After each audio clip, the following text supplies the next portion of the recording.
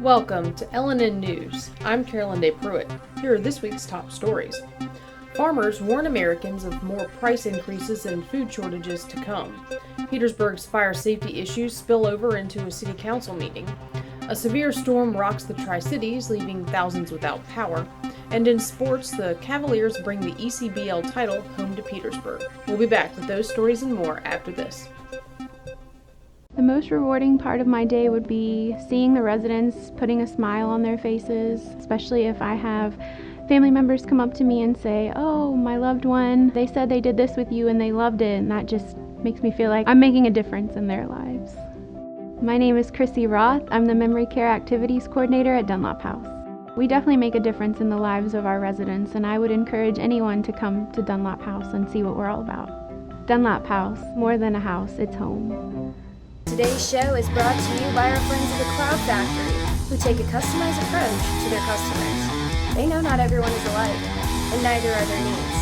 So, the Cloud Factory focuses on what's best for you when it comes to CBD, hemp-based products, vapor nicotine, glassware, and just about anything, providing alternative routes to a healthier you.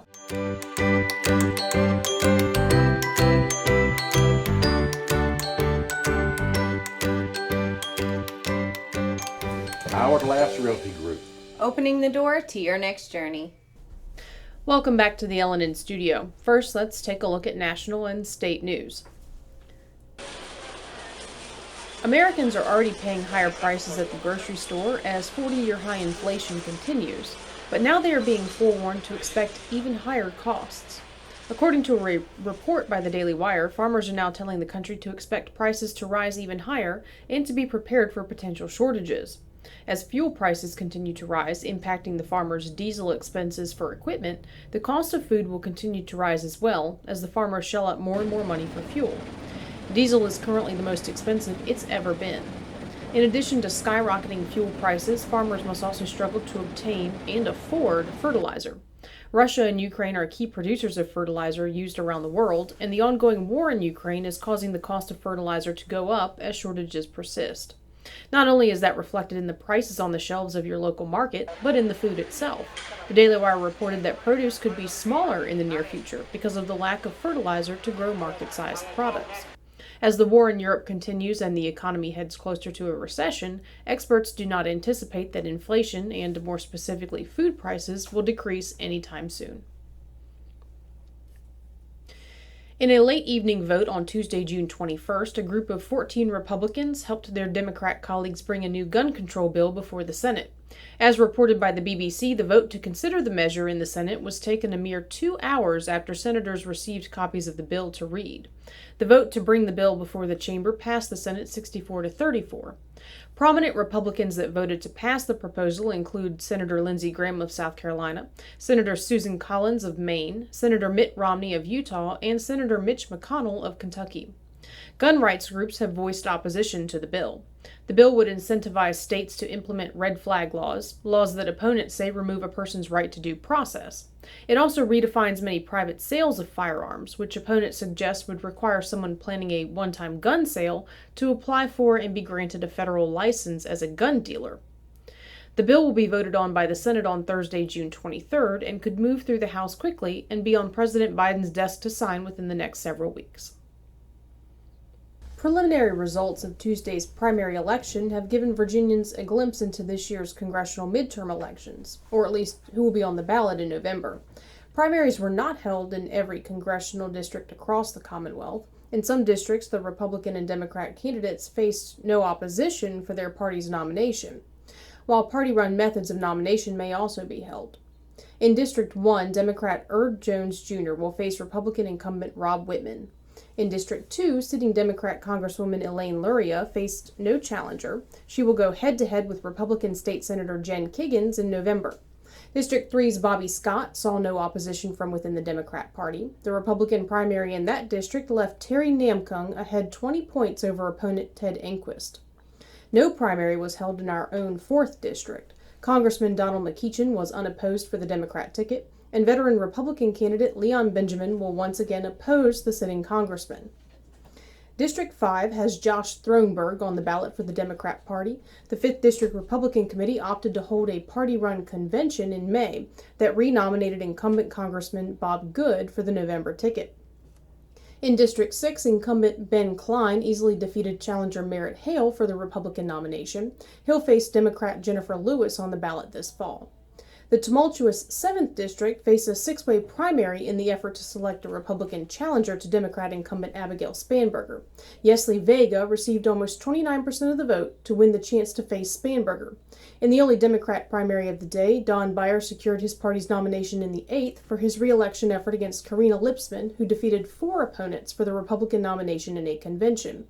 In the 9th District, sitting Republican Congressman Morgan Griffith will be challenged by Democrat Tasha Devon.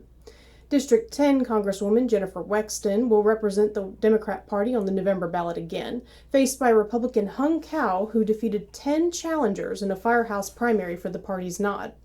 Finally, in District 11, incumbent Congressman Jerry Connolly will be faced by firehouse primary winner Jim Miles under the Republican banner. All of these candidates will be on the ballot on November 8th. Early in-person voting will begin on September 23rd, and the last day to register to vote in the upcoming general election is October 28th. For more on these stories and more, check out the LNN Insider. Subscribe by going to LNNusa.com and clicking on the subscribe button at the top of the page. We'll be back with local news after this. Hi, I'm Dr. Sandy Elba. And I'm Dr. Adam Elba. We're chiropractors and we love what we do. We change lives on a regular basis. We go from pain relief all the way to wellness. We work with the cause of the problem, we help solve the problem, and put your life on a whole different path. If you're concerned about your health in any way, or you just want to be healthier all the way around, come see us, Chester Family Chiropractic Center. BSV keeps it 100% committed to you. You have questions, we have answers. Just give us a call. BSV. We're 100% for you, 100% of the time. Call or visit bsvnet.com today. Welcome back. Let's turn now to local news. While the topic of fire safety was not on the Petersburg City Council's agenda Tuesday, June 21st, members of the public put it there. During the public information period, several residents, retired emergency service personnel, and Petersburg Fire Department staff spoke out. Should I, as a tax-paying resident, feel safe with firefighting resources that have been cut by almost 50%? Who's coming to my neighborhood when fire engines aren't available due to lack of resources? I know the issues of safety mean as much to you as they do to me. I'm here to speak on the situations that are going on with the fire department right now. And I guess there's some misinformation being put out there. People don't understand the terminology that they're using when they say a fire truck, okay? A fire truck is a ladder truck. Their job is to rescue. A fire engine is to put water on the fire. Right now, the city does not have a fire truck with ladder and rescue capability at this time. A lot of our large apartment buildings, we can't get up into. Our staffing levels, there are certain standards, certain numbers that NFPA 1710 dictate for certain types of incidents, and we can't meet it. We need to hire some people. You're wearing the guys out. The way I see it and others see it, we're just one roll of the dice away from being national headlines. I don't know who's giving your information, but maybe you need to talk to the people of the boots on the ground, because we're the guys that do it. We do it day in, day out. But everybody else says, oh, everything's fine, everything's fine. That's a lie. I'm outraged as a citizen. I'm also outraged as a firefighter here in this city. We took an oath to protect the citizens and visitors, but you're not giving us the tools to do so. In the late 2000s, well, early 2000s, there was a fire across the street from where I was living. We ran across, 2 of us, trying to put that fire out with garden hoses. First vehicle that arrived with firefighters in it was an ambulance. They proceeded to stand around and watch us try to put the fire out with a 5/8" garden hose. If you think that's a wonderful feeling, you should try it sometime. And that's the situation you're putting us in. In the early 80s, there were 30 men on a shift with the fire department. They're down to 17 and 18 when they can get it now. You've cut them back. You just approved 4 more houses for this city. The city's growing, and the fire department's getting smaller. There's something wrong. I have 2 daughters who live in the city of Petersburg. One resides on the 3rd floor of Pine Tree Apartments. The other reside on the 3rd floor of the new Artistry Lofts on this side. I would be very heartbroken if something happened in one of my daughter's apartment complexes and the fire department couldn't get to them because of faulty equipment or they're arriving in an ambulance. I don't know what we're going to do. Are we going to put hoses on the ambulance or make sure all the citizens have really great water hoses to help fight fires themselves? We're not going to survive like that. We need to ensure that we have the equipment needed to fight fires because we don't want to put our citizens at risk, and we definitely don't want to put the children in our city at risk. So let's try to get together and see what we can do to ensure that the fire department has exactly what they need to take care of our city. I spent the majority of my adult life in public safety in the city of Petersburg. I'd like to know, how can an ambulance help firefighters fight a fire? Fires don't go out without water and hoses. We're no better than we were in my particular area, Camelot, back in 2016, when the city tried to shut our fire department down. I'd like to know what the city's doing to protect our investment. We're cutting the fire department by, 50%. In the case of a fire, who's going to come to my neighborhood if a fire engine is not available if we keep cutting resources? In a rare occasion, the council addressed comments from individuals during the public comment period. I'll start off with the easy one. The city is financially stable, quite stable. We do have a new Fire Chief Watson, and she is addressing some of these challenges. I, too, have spoken with a number of members of the fire department, and I think we have some meetings scheduled for tomorrow with her, and some resolutions with respect to some of our firefighters and their concerns will be coming up this Thursday. We have spoken with, and Chief Watson helped me with this one, we have spoken with a neighboring jurisdiction with respect to maybe purchasing another apparatus. Mr. Miller, can you give us the last time we bought fire apparatus? I believe 2017, sir. Okay. Have we been getting those invoices from fire department? Because I know there's money in the bank, and I know questions have been about Mrs. Jordan has been working with our fire chief, and I can assure you, sir, there's adequate funding. There was a stumbling block with respect to one of the members of her staff, but she has since corrected that, sir.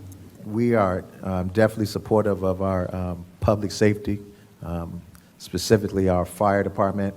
LNN spoke with one of the residents addressing council on Tuesday. You came to the council meeting tonight to talk about safety issues specifically for the fire department. Can you tell me what your concerns were? My major concerns are that if a fire broke out in our city, we wouldn't be able to handle it. We'd have to call other agencies, other fire departments out of other areas, and how long would it take them to get here? What are you expecting the city councilors in the city to do to rectify this? I expect them to go back and look at how they're allocating funds. While I do appreciate the stop signs, I'm thinking some of those funds could have easily gone to the fire department. Chief Tina Watkins was at the council meeting on Tuesday, but neither spoke nor was requested to speak by council. Chief Watkins began her role on January 31st of 2022, a hire that was heralded by councilors and city staff at the time as a stabilizing move for the department. But the last 4.5 months have seen instability when it comes to operational equipment, frustrated firefighters expressing low overall morale inside the department, and plummeting public confidence in the Petersburg Fire Department as displayed at the meeting. LNN reached out to Chief Watkins last week for an interview and to schedule a ride-along with the PFD. Chief Watkins declined both requests. On Tuesday, June 21st, Petersburg City Council held a public hearing on the proposed purchase of a public green space used by many residents as a park. An individual had made an offer to the city to purchase the property, located at the corner of Market Street and High Street, known locally as High Street Park. The Department of Economic Development recommended that the City Council authorize the acting city manager to enter into a purchase agreement for the property. But the public opposition to the sale expressed during the public hearing Tuesday night prompted the council to take, in essence, no action. The consideration died due to a lack of a motion, ending the bid for the purchase of the property. Councilor Tresca Wilson-Smith of Ward 1 suggested that the property should fall under the oversight of the Department of Recreation and Parks, since the spot has historically been used as a public green space and micropark. Director of Economic Development Brian Moore will explore Councilor Wilson-Smith's suggestion, as well as other options to keep the property open to the public and in its present use. We'll be back in a moment. Bopper's Malt Shop, the niftiest place in Petersburg. Ice cream, candy, footlong hot dogs, burgers, and now introducing the Bopper Blast, a hand-dipped vanilla shake with a blast of candy. Available in over 15 flavors. Bopper's Malt Shop, Old Town Petersburg.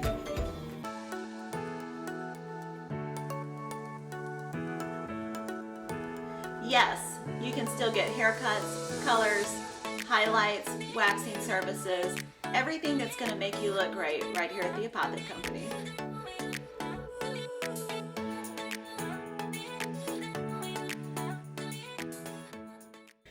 Welcome back. Wednesday afternoon, June 22nd, a powerful storm raced due south through Richmond and the Tri-Cities, hitting Petersburg and surrounding localities with powerful winds, rain, thunder, and lightning. The torrential system left thousands of Virginians without power as it damaged buildings and downed trees. In Walnut Hill, power lines were taken down by fallen trees and branches. At the corner of Wyanoke Street and Berkeley Avenue, a toppled tree took down 2 telephone poles, leaving them splintered in the street. The Petersburg Fire Department responded to secure the scene, blocking off streets to keep vehicles away from the power lines lying in the road. Dominion Energy trucks responded quickly to the area, working to restore power to customers in the dark. Many remained without power throughout Wednesday night. Dominion Energy tweeted asking for patience as they navigate poor road conditions and fallen debris, but assured customers that crews would work continuously until all of the over 172,000 customers without power had been restored.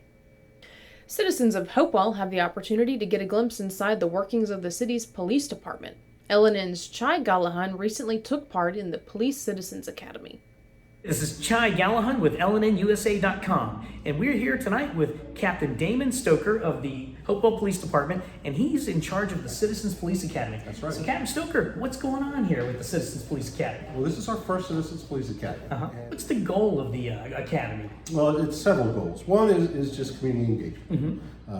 There are a lot of misconceptions about what law enforcement is about right now, and there are a lot of concerns about the future of law enforcement and where we've come from. Well, and we like to think that we've been listening to the citizens. Sure. And so we'd like to dispel some misconceptions and bring them in and let them know what the structure of the agency is. And they meet as many officers from different backgrounds and different job status or job duties here in the agency. Everything from canine, school resource officers, SWAT team members. They go over traffic stops, decision making, use of force. As much as we can throw out. The more we can be transparent with folks, the more they understand why we're doing what we're doing. I think that allows us to kind of build that relationship. It sounds like it's an interesting way to engage the citizens, educate them. It's a comprehensive class, and it's interactive. Yes, lots of hands-on. It is not death by PowerPoint. We want them up out of their seat, moving around, and doing things. This is former Hopewell Mayor Jackie Shornack, and what's going on here at the Police Academy, the Citizens Academy? For the last 8 weeks, it's been awesome. It's been extremely educational to see what our police department in each department does, and I have taken away so much more. I appreciated them before, but I appreciate them so much more now that I know what their jobs do. The things we've learned doing a car stop. And it has your heart pumping, even though you know it's not real, but it is real. I just can't tell you how much I've enjoyed it. This is Vice Mayor Johnny Parton. And Johnny, what are your thoughts about the Citizens Police Academy? I think it's a great thing that the department has done. We've done different in-person exercises. We've done a lot of classroom instruction. We've done some field work. We actually met off-site one week at ECPI. It was a lot of fun. This has been Chai Gallahan reporting from Hopewell for LNNusa.com. With live music, plenty of vendors and food trucks, along with a nostalgic beer truck, the Hopewell Downtown Partnership held its first third Thursday of the season last week. On June 16th, hundreds gathered on East Broadway to enjoy the event's live music and everything from corn dogs to seafood and much more. Musician and songwriter Kyle Davis headlined Thursday's event to kick off the summer festivals. Davis began recording in his early 20s, spawning a string of albums. Kyle Davis, Waiting for You, Raising Heroes, Don't Tell the World, and River City Gang. His single, Buried Alive, released by Sony Records, became both a fan favorite and critical sensation. The Prince George resident has a large local following. Hopewell Downtown Partnership Executive Director Heather Line told LNN that the goal of the event series is to create a block party atmosphere once a month to forge relationships and a sense of community in Hopewell. She called the event a success and thanked all participants for coming to promote the downtown while enjoying the nonprofit's organized street festival. The Kurt Grandel Band will perform at the next third Thursday, set for July 21st. The city of Hopewell has officially hired a police chief. Interim Chief A.J. Stark has been tapped to fill the position permanently. Before taking the interim chief position, Stark served with the Chesterfield County PD. Stark has implemented several new programs during his stint in the interim role and continues to roll out programs as chief, including a new program geared towards the city's youth. We'll have sports and weather after this. Imagine an HVAC as unnoticeable as the air itself. Sounds pretty good, huh? The new Daikin Fit. Air intelligence. Keep your home comfortable and quiet with the new energy-efficient Daikin Fit system. Right now at Colonial Plumbing, Heating, and Air, we're offering a $1,000 rebate on any new Daikin Fit HVAC system. Colonial Plumbing, Heating, and Air, service that's revolutionary. Downtown Thunder is back, the largest bike and cruising event in the region. The hottest bands, the coolest cars, and of course, the baddest bikes around. The most exciting 5 months of the year, May through September. Don't miss out. This year's lineup features The Code, Buckshot, Crunch, Lost in the Shuffle, and 11 to 1. So catch a ride and join us for Thunder.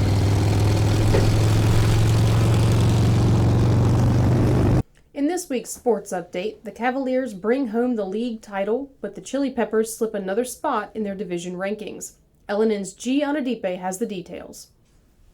Thank you, Carolyn Day. Congratulations to our Petersburg Cavaliers, who are this year's ECBL 2022 champions, beating the Carolina Crusaders in our championship game, 134-124. Now, if you ask me, Crusaders, gas is way too expensive for you guys to be driving all the way up here just to lose a basketball game. But if that's how you want to spend your time and money, totally up to you guys. Now, congratulations to Walter Williams, who scored 33 points, edging out Elijah Moore and winning this year's MVP award. Also, congratulations to Tavon Millie, who recorded a double-double, scoring 16 points and giving us 13 rebounds, who's also going to be named as this year's ECBL All-Star, in addition to Elijah Moore as well as Walter Williams.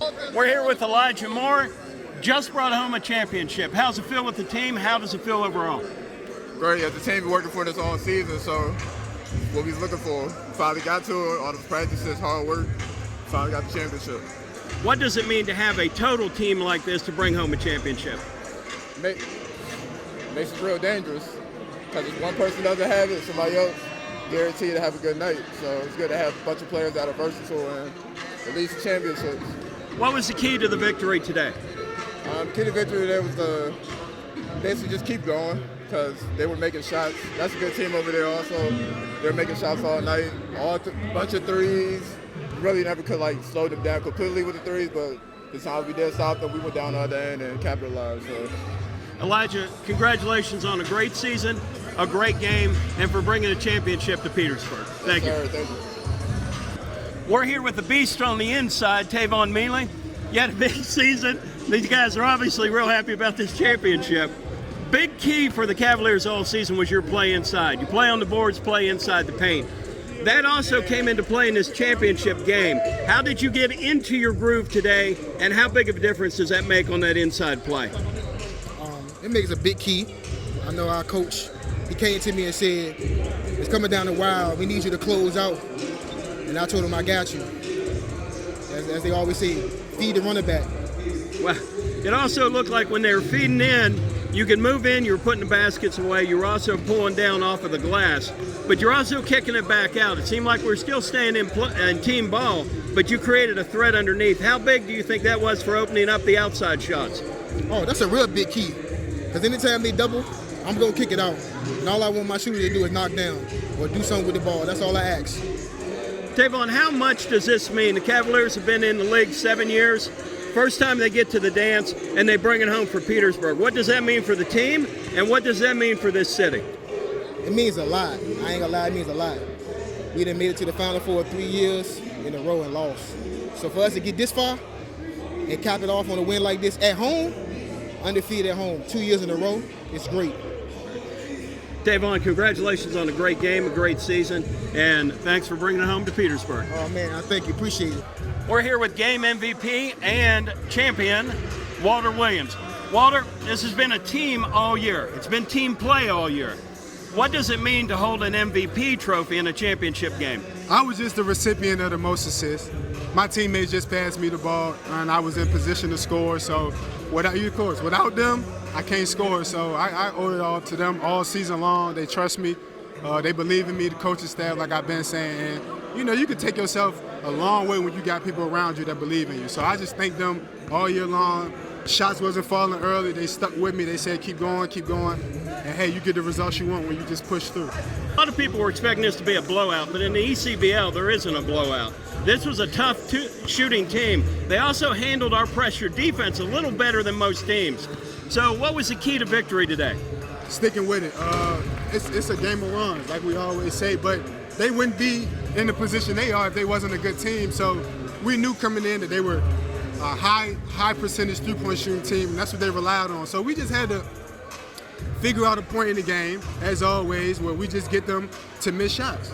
We box out, we defend, we rebound, and then we go score. So it just came down to us executing our defensive game plan and staying together. That's what it's been for us all year, staying together. Like, look, I mean, it's better, it's all of us or it's none of us. Cavaliers have been pushing for 7 seasons coming out of Petersburg. What does it mean to Petersburg and to the team to bring home a championship? First one in 7 years. Man, hey, shout out to Coach Dixon for taking on this task and putting this team together from the get-go, from year one, you know what I'm saying? And so this is his perseverance, this is his fight, his wherewithal, sticking through it and believing in guys, and now he getting his results that he worked hard for. So shout out to him, bringing in a great group of guys that take it serious each and every day. And for the city of Petersburg, man, there's so much going on in this world. It's just great to show the city some positivity. Like, just show them that it's not all about what we see on TV. Like, you can go and be different. It don't have to be sports, man. We could be leaders off the floor, off the football field. We could be lawyers, doctors. Just put our mind to it, man. I tell you, if you put your mind to it, you could do it. And God wouldn't put it in your mind if he didn't think you could do it. Walter, great season, great team. Congratulations on the championship, and congratulations for bringing that home to Petersburg. Appreciate it. Shout out to you, too, for being here supporting us. Thank you. We're going to Applebee's, y'all. Really? We got that. You're a lot shorter. We're going to Applebee's. You just won the ECBL championship. What's next? Applebee's. Wow. Can't even pull Disney out of this gig. Oh, Disney? I forgot about Disney World. All right. It's kind of hot down there right now. 6 years. Yes. Wait, you finally won. What's the deal? I don't know. It took so long to get here. I mean, Chris Thomas has been killing so many years, man. All right. Let's get real. We're go. here with Coach Kyle Dixon. Yes, sir. And the Petersburg Cavaliers champions Yes. of the 2022 ECBL. Yes. Coach, what's that mean to the city of Petersburg and to the team? We got us one. We made it happen. We did what we needed to do. You know, it got kind of sloppy sometimes in the game, but, you know, it happens and the nerves kick in. But when we needed to win and put the game away, we did. So big shout out to their coach, the organizations, the owner, the Columbia Crusaders. They did an amazing job. Carolina Crusaders. They're from Columbia. They did an amazing job. I'm just so happy that we were able to get the slight edge for the win. Elijah Moore, 33 points. Right. Walter Williams, 33 points. What? Tavon Mealy, 16 points down in the paint. Okay. The performance of those three have been strong all year. Right. You wrap around. We got folks coming late in the game, pulling down crucial rebounds when we need them. Total team ball, but three studs really step up as well. Right. They play their fullest game maybe of the season. Absolutely. Now, Mealy may not be in the 33 points. Right. But at crucial times in the game, he stepped in and took over the paint and Absolutely. took over the boards. Yes, sir. So what does the play of those three mean to you as well? They were our backbone. You know, we have a full roster of 12 players that's committed to this team and committed to winning. Those guys, they just draw a lot of attention, and when they do, our other guys step up too. So they mean a lot. The one thing we've seen about the Cavaliers all season, while those three step up, right, every one of them will always acknowledge the fact that it's a total team play that's out there. Yes. And they know for a fact that you don't win a championship without a complete team. That's Now, correct. this is probably the strongest Cavalier team we've seen from starters to bench. Right. Would you believe that's a true statement? I do. Okay. I do. How strong is that complete play from our bench mean to getting to a championship and winning a championship? When we need it, everybody played today. So that tells you enough. Every single person on our roster played today. So with I'm that, not on the roster. I didn't play. I'm sorry. Yeah, That's probably why they won. It's possible. It's very possible. But what I'm saying is we have faith and confidence in all of our players that they were able to get a chance to get in there, just at least feel it. Because during the season, you know, we had to have a concentrated group. And so in this game, with the bigness of it, is that a word, bigness? Yeah. The gravity of the game? How about that? Right. The gravity of the situation. The finality of the game. Finality of the game. Not only lose and go home, you lose this. It's over. There is no home to go to. Right. Yeah. And we're undefeated at home the entire season, 2 years in a row. Now, the Crusaders last year, or last game in the semifinals, were shooting pretty strong. They came in here on fire in the first quarter. Yes. Now, the first quarter, the whole game, I don't think they missed like 2 threes. We'll get to that. Okay. Oh, man, Now, you know. untraditionally, Okay. and you'll like this, All right. Cavaliers from the floor shooting percentages, they started off matching shot for shot. Yes. This wasn't a run or a lead that somebody broke out to. Right. In fact, it was a back and forth for most of the first quarter. Right, right. So, as tough as this team was shooting, what was the keys to the game to pull off a victory today? Rebounding and attacking their bigs. Their bigs got in foul trouble, so they had to go small, and that's when we were able to get the lead and edge out. Keep it the rest of the game. What can you speak to their outside shooting beyond the arc? I think their outside shooting is phenomenal, but the great thing about it is the Hickory team that we played against last week, they prepared us for the shooting. We were able to bounce back from it. We understand that a guy hit a couple of three-pointers. It doesn't mean it's not the end of the world. We understand that we just need to settle down and get our shots in too. You know, move the ball around, get them tired on defense. Early in the fourth, maybe going into midway in the fourth, we're in strong position, we're looking good. Yes. And then they make a run, pull them back within 4 points. Right. What are you saying to the team at that time, and what's happening? Well, I mean, I tell them it's a game of runs. Basketball is always a game of runs. And just make sure that when they go on their run, we're able to manage it. And because I know our run is coming. I'm sorry, I'm just so nervous right now. I'm just so happy. I'm stuttering these things. You guys know I do better interviews than this. but I'm outside of my mind right now. All right, Coach, and we're going to let you go because obviously we want to get to some celebration. Yes, I do. Fantastic victory for Petersburg. Yeah. There's some wine in my something. system. Wine. Water. I think he said Gatorade and water. Yes. Yeah. So again, what does this mean after the years we've been in the hunt and as close as we've been to push over that edge and to bring home a championship to Petersburg? It means everything. It means everything. The mayor was here. The president of the Virginia State University was here. We had other council members here. It meant a lot for us. It meant a lot for the city. And, you know, it was a lot of things that's happening in the media about the city. Right. So whether it's positive or negative, we just want to bring something positive, something positive to overcome the negative. That's how I was going with it. I even believe the CEO of LNNUSA was here today. Yes, he was here too. Man, that guy's taller on TV though. You know, if you didn't bring home a championship, we'd be mean and talk about foul shots. But speaking of the foul line, we're shooting early indications unofficially. We're over 80% from the foul line. I mean, we it's a phenomenal job today. Yeah, we concentrated on that because we saw what happened in the beginning of the last game that we played. So I also wanted to bring that up today. Yeah. You did a great job. Thank you. All right. What do you have to say to the city of Petersburg? I just want to, hey, we got one. And I appreciate the ECBO for providing the platform for us to be able to have this and be able to experience this because, you know, a lot of guys, you know, after college, some guys after high school, some guys after, you know, they have nowhere else to play. So ECBL provides an opportunity and a platform for us to still showcase our talent. Congratulations on a great season. Congratulations on bringing the championship to Petersburg. Thank you so much, man. You congratulations too. LNNusa.com. I got it right, baby. The Tri-City Chili Peppers are now 11-7, leaving them third in the Coastal Plain League East Division, lagging behind the Wilson Tops and the Morehead City Marlins. The Peppers lost a Thursday, June 16th home game to their rival, the Peninsula Pirates, then an away game to the same team the following night. Friday, June 17th, the two losses were tempered by a dominating win on Saturday, June 18th, in the Peppers' first clash with the Asheboro Zookeepers. The Peppers sent the Zookeepers home with their tails in between their legs, believe it or not, on their own field, winning 9-1. On Sunday, June 19th, the Peppers' alter ego team, the Chili Peppers, hope you caught that, faced the Greensboro Knights, but were unable to warm up, losing the game 8-3 after a Monday break. After a Monday break, the Chili Peppers were blazed back with the sound 9-4 defeat over the Holly Springs Salamanders. On Tuesday, June 21st, on Saturday, June 25th, the Peppers will have a 7 p.m. rematch with the Zookeepers at home in Shepherd Stadium. Stay tuned. How's the weather looking for this week? Friday kicks off the weekend with ideal weather for outdoor activities with a high of 84 and a low of 62. The day is mostly sunny with a slight breeze to welcome the weekend. Saturday and Sunday follow up with more of the same. Mostly sunny and clear with highs in the upper 80s and lower 90s, lows in the mid to upper 60s. While it's officially summer as of the summer solstice on June 21st, this first summer weekend of the year offers a mild setting for outdoor fun.